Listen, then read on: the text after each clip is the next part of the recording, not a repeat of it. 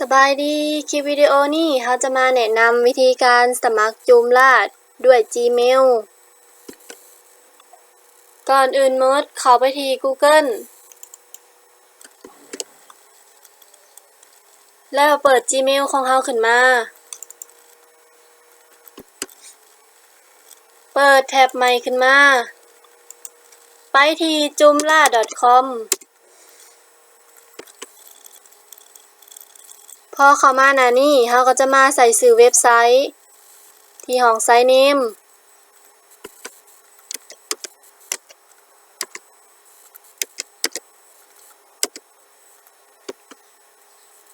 แล้วมาติ๊กที่บล็อกด้านลุ่ม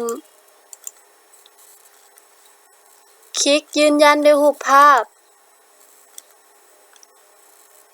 คลิกตามข้อความที่ถูกกำหนด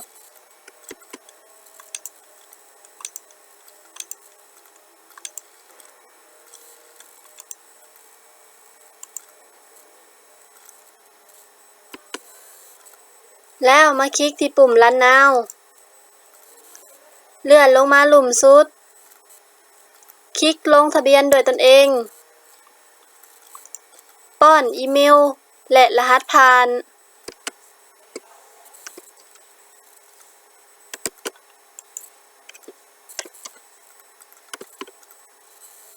แล้วมาเลือกประเทศที่ด้านลุ่มเลื่อนหาชื่อประเทศของเรา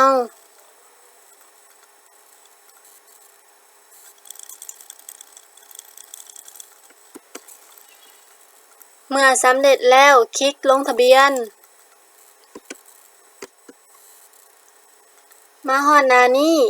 วิธีการสมัครจูมลาได้สำเร็จต่อไปแม่นการยืนยันการเข้าใช้งานผ่านข้อความ Gmail ฉบับทำอิฐกลับมาที่หน้า Gmail เปิดกล่องข้อความ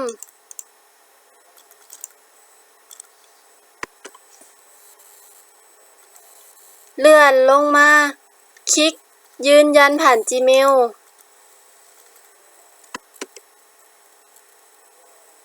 มาฮอดหน้านี้การยืนยันการเข้าใช้งานแม่นสำเร็จต่อไปแม่นรอท่าข้อความฉบับที่2เพื่อนำ Username และ Password จากข้อความฉบับที่2ในการล็อกอินเข้าใช้งานกลับมาที่หน้า Gmail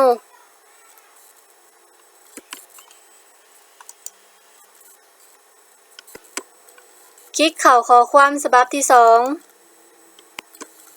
เลื่อนหาชื่อเว็บไซต์ของเรามาฮอดนี้เราจะเห็นว่า Username และ Password ในการล็อกอินเข้าใช้งานอยู่ด้านลุ่มคลิกเข้าชื่อเว็บไซต์ของเราเลย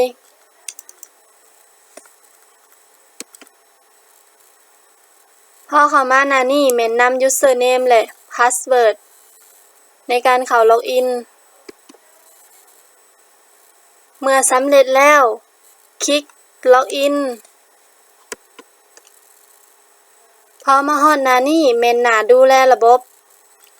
ต่อไปแม่นเราจะเข้าไปที่หน้าเว็บไซต์ของเรา